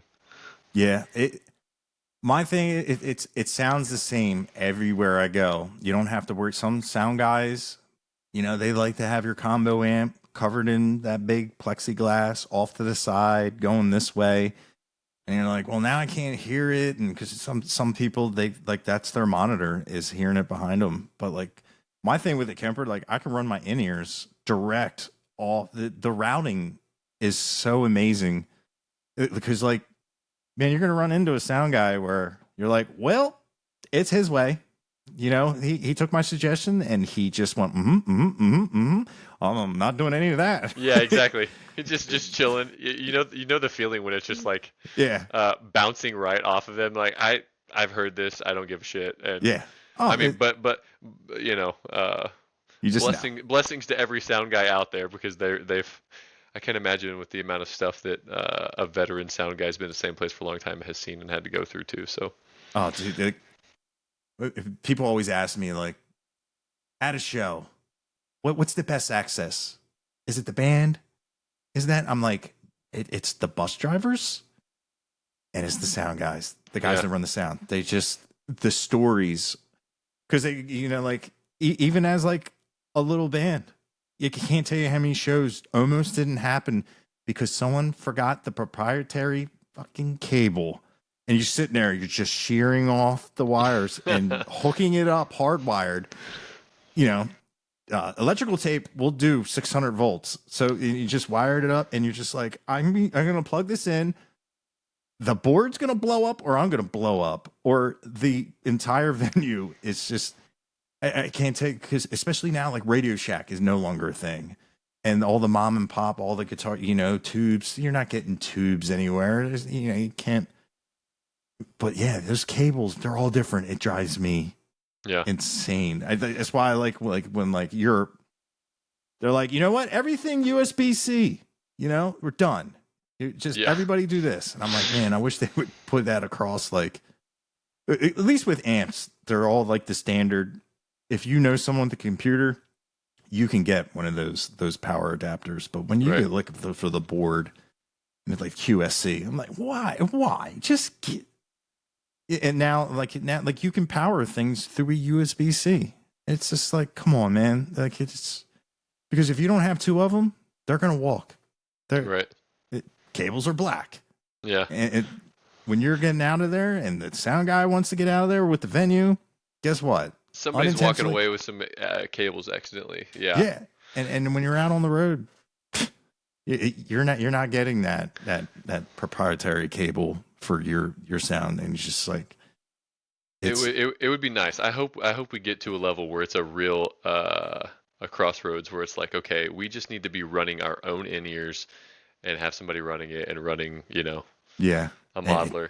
It'd be a nice, really nice problem to have. The other day, my manager Ryan, he was like, "Hey man, I'm getting a deal for everybody on in-ears. Do you want some right now?" I was like, "Man, I don't want to go get any in-ears yet. I want to get the schedule going enough that I go, man, I need to go ahead and get in-ears. Like we need to just have like a regular setup and have somebody come with us running the ears.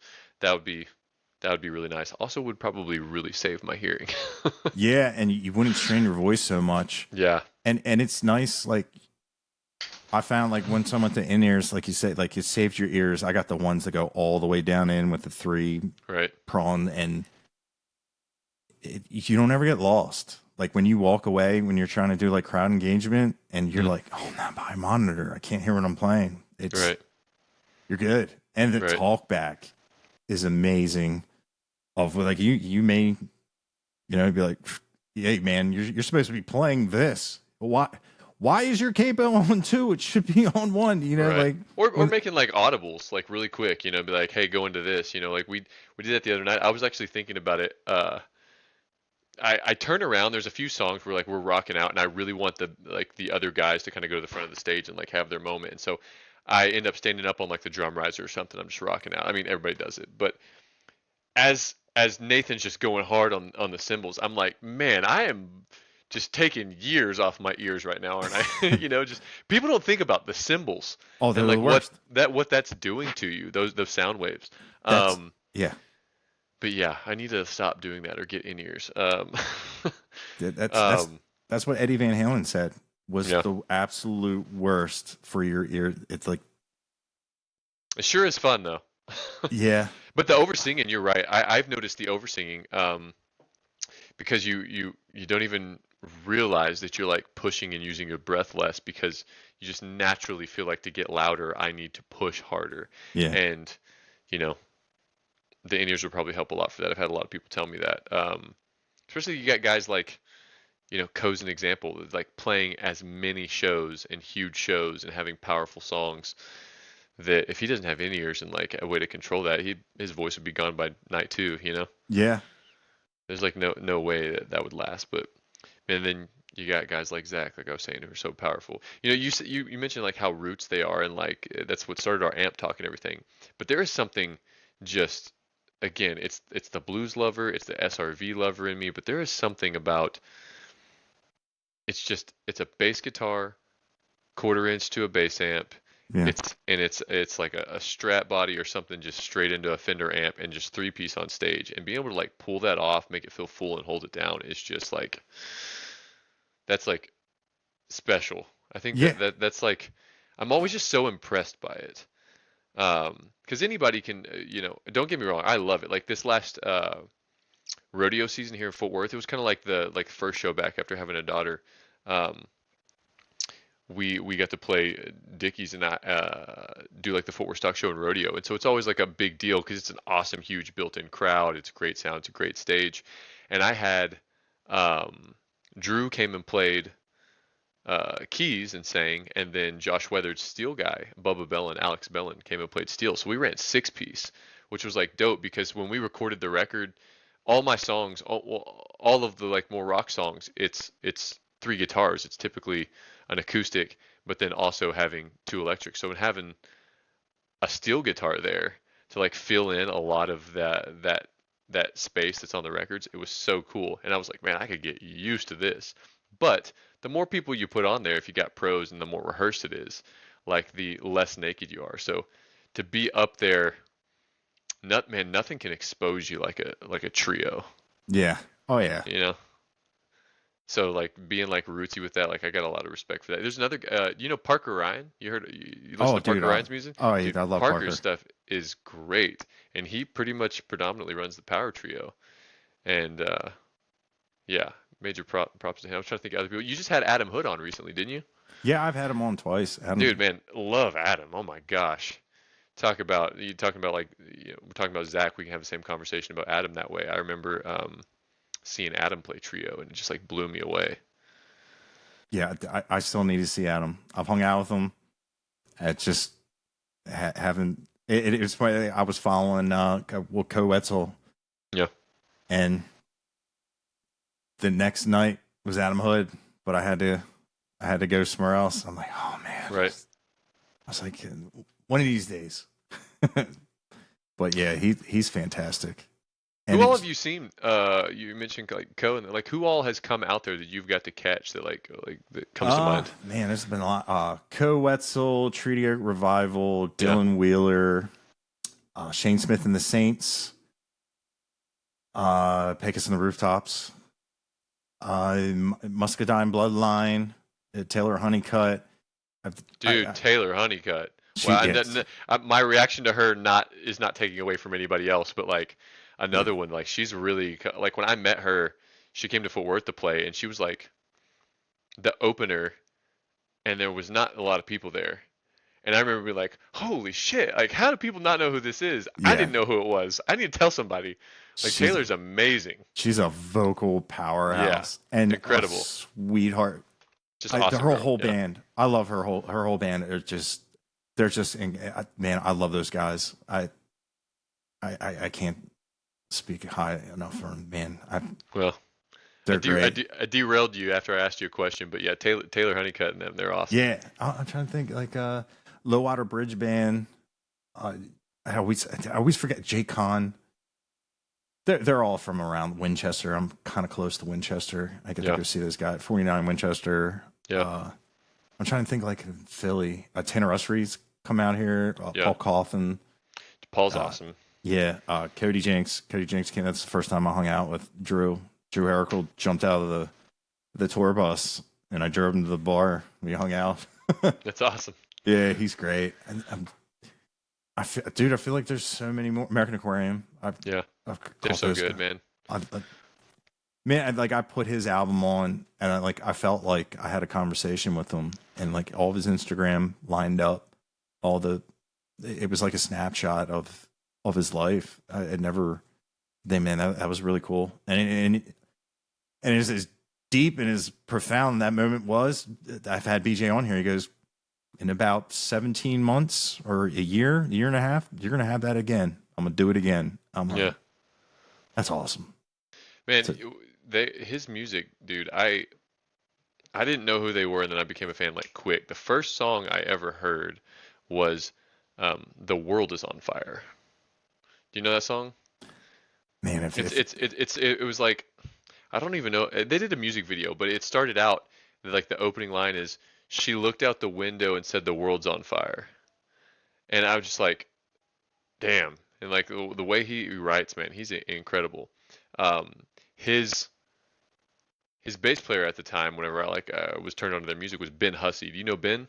No. So Ben Hussey, he's playing bass for Shelby Stone right now, actually. Oh, nice. But he was with American Aquarium, and before that, he was with like the band that I grew up like loving, Six Market Boulevard. You ever checked them out? Yeah. Yeah. So like they're all in like different bands and do their own thing now. But yeah, Ben's crazy good, and I did that EP that we did, the Swimmer Sink. Has the 3 songs on it. We did that with Ben and Josh Serrato out there at Melody Mountain Ranch, which was really cool. Yeah, it's just like crazy. I'm like reflecting on thinking like it's really cool to just be like a big music fan, Yeah. you know? And then just like, damn, like we know these people. They're just people, super talented people. And if I could have told me like 10 years ago when I was just like geeking out over the scene, like, man, I get to like be on a cool podcast or get to like go record music with these folks or have them play on my records or go like open shows and whatnot, I would have just been like mind blown. Yeah. You know, it's cool to think about. I'm Yeah. really looking forward to. One day we'll get out to the East Coast. That would be cool. I've played like all up like in the Rockies and the mountains and in Texas and all the way out to like California, Oregon, like Washington and stuff. And I've never got east at all. Yeah. I tell you what, it was funny. Like the first couple of times after like the channel was more well established, and I kind of in a selfish way, I was like, oh man, it's gonna be great. I'm gonna have that experience of where like Texans would be like, I remember paying $20 and being like in a 20 to 30 person room and really absorbing music. And I'm thinking like, oh dude, like, we're out in the Northeast. I'm going to have that. Nope. There's been Fact. oh yeah. It's great to see. It's really cool. Cause like, man, there's people like me walking around that really thinks like I really thought country music was like the traditional, beer truck, dog, breakup, Yeah. and it's so much more than that. And even if you do fall in love with the classics and, the incredible voices and when the sounds, like I really liked the clarity and the twang of like late 80s and 90s. There's a really cool like compression going on with the way they did clean guitars that I just really miss. But then like when there's a lot of people that the whole role of the channel still goes on. There's still people that they love that and they think it's gone. It's not gone. It's out there. There's just like this like iron curtain of just, man, the sound waves just don't go through. And man, it's great to see more and more people. Cause like the people, that love Stevie Ray Vaughan, that love BB King and love blues and they name Marcus King and stuff like that. But man, like who doesn't want more of that? And then there's you. There's guys and Zach Wilkerson. You know what I mean? Like there's an entire group of people that are doing the same thing. It's just you're not going to turn on your airwaves and hear it in specific parts of the country. Yeah. And it's really cool when I know people that from out here and they're like, dude, my favorite band is Shane Smith and the Saints, and I found them through your channel. And I love that. Like that people find like, who doesn't want to be that guy? When you're in a car, check this song out. I love doing that, because I it's flashy when you know a band no one knows about. You get to be like, if they like them. Yeah, well, yeah, that helps. Because if they don't, you're like, hey, how you like walking? Man, do you think you'll catch any of the like Ragweed reunion shows? Man, you have to travel a little bit. I don't know that they're having any on the East Coast. I swear, Idaho and all that, like they don't want visitors. Because I remember while they were doing that, I was with them Dirty Roses. And they were like, hey man, how about the shows? Cross Ragweed. And I was like, dude, hey, this is my show. Like, hey, I would have loved to have been out there. And they come to find out like Cody Canada had asked them to come out. But I was just like, it's weird. Like, I don't know anybody that would go.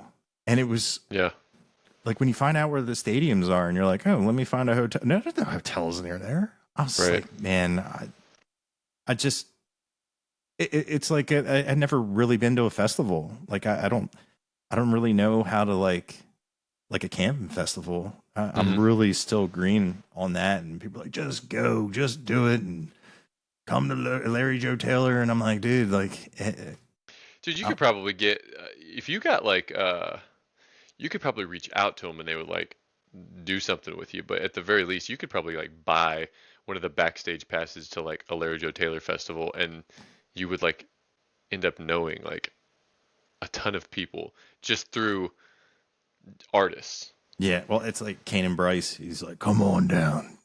We're gonna Yeah. show you what's in the Tanner Ussery was like. Let's do this." And I'm like, "Man, you're all scaring me." Yeah. Yeah, be careful. Be careful. I'm like, you know, Texas is a big place, and I only know one little speck, Yeah. and I don't.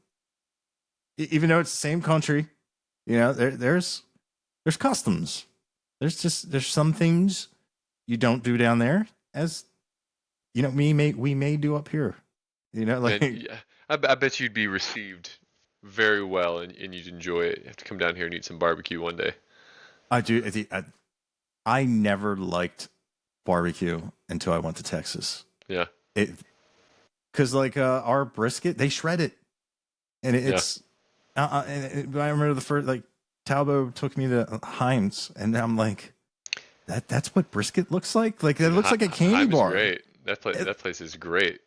Yeah, and I went to the Troubadour Festival where it was like Meat Church was there and all these, and I just was like so overwhelmed, and I'm like, it's funny. I made a comment of man, what I forget what I said, and was Andrew from Treaty Oak.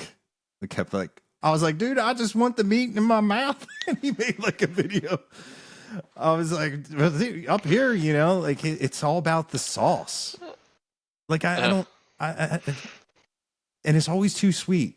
I'm not, I don't have like a sweet tooth, and like you could tell like a good barbecue sauce is good, but man, like If it's really good down here, you don't even need any sauce. dude, exactly. It Yeah. blew my mind. I'm like, Well, it's an art. It's an art form down there, and it's like what BJ from American Crime. He said, yeah. "The Texas brisket will change your life," and I 100% because I was like, yeah, there's a reason why I said there, Texas barbecue. That ain't no joke. Well, you gotta make another trip down sometime, and you'll have a handful of people wanting to link up with you to go to a festival or something, whether playing at it or just attending. We were talking about American Aquarium and Ragweed, and them. I'm going down to the Baylor um, football stadium to see them play at the end of August. So it's like Wade Bowen, American Aquarium, Shane Smith and the Saints, Turnpike Troubadours, and Cross County Ragweed. Um, That's awesome. Really looking forward to that. Haven't been to a big show like that in a long time. Yeah, dude. I've seen all of them, but Cross Canadian Ragweed. Yeah. Yeah, it's funny. Like I ended up like hanging out with Wade Bowen at Mile Zero. He was just like, "Hey, let's catch up and have a drink." And I was like, "Yeah," just thinking like, that's not gonna happen. It's Wade Bowen. Next thing you know, look over and he's like, "Hey, man!" I'm like, "Hey." He's as nice as they come, man. Yeah. Oh, yeah. Such a good dude. Yeah, man. Everybody I've met, I just really love how like, man, people love the music. And it's not like a cutthroat situation, but like they're not upset. Like if you have big crowds, they're not scheming or like, it's just everybody wants everybody just to have a good time and yeah.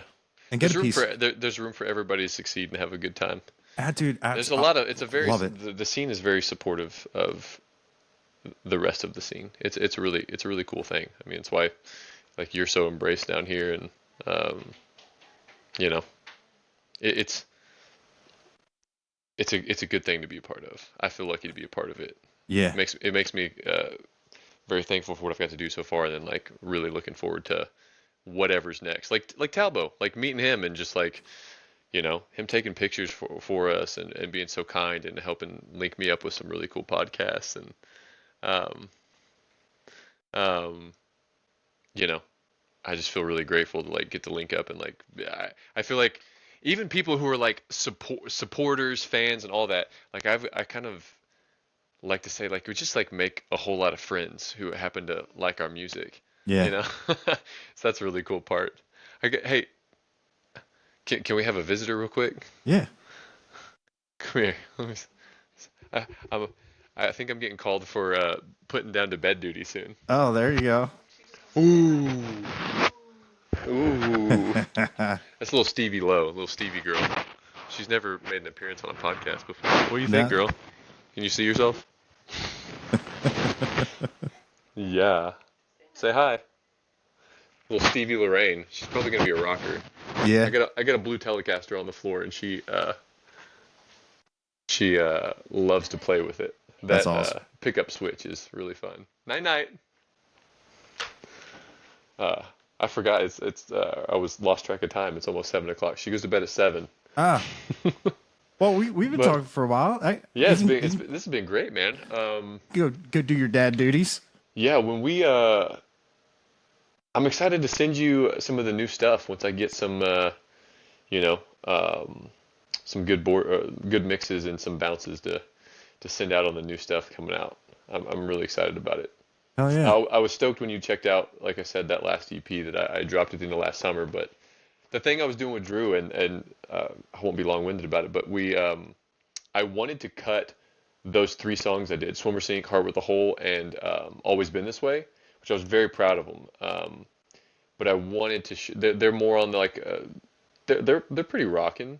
Heart Hmm. with the Hole is pretty country, but very guitar driven, and like I was so excited to like level up. I feel like I really dove in on like what I wanted the guitars to sound like on that, and then I just had this like I want to redo these 3 songs again, and then release it as a whole EP, like 6 tracks. But it's 3 songs done twice, and I want to also do them like stripped down, nothing but like upright bass, shakers, fiddle, piano, acoustic guitars, and, Nice. and just keep it like as you know a bunch of instruments that have to get mic'd up, very acoustic like.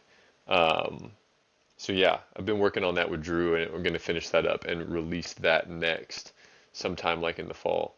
I have to send it to you, but there won't be any lead guitar shredding on it. There'll be Ah, some fiddle shredding. nice. Hey, I like that too. It'll be interesting to see how it's received and be able to like show 2 sides of something. Hell As yeah. I like a nice, hey, I'm back and really ready to play music, and then getting ready to start promoting an album at the start of 2026. Nice. Yeah, that's It, awesome. exciting. Yeah. Yeah, I can't wait for it, man. But yeah, thanks for jumping on. Man, you're awesome, Pat. I really appreciate the convo. It flew by. Two Yeah. hours. It's just a Yeah. good time, man. Yeah, man. Yeah. I enjoy talking to you. Well, next time I see you on, I'll have to just jump on your live and in the comments and start jumping in on the convo. There But you go. yeah, man. Well, I hate to run, but I'll go do the dad stuff, and I really appreciate it. Let's do it again sometime in a few months. Definitely. Hell yeah. Awesome, man. Appreciate it. Yeah. Well, you have a good night, man. You too, brother.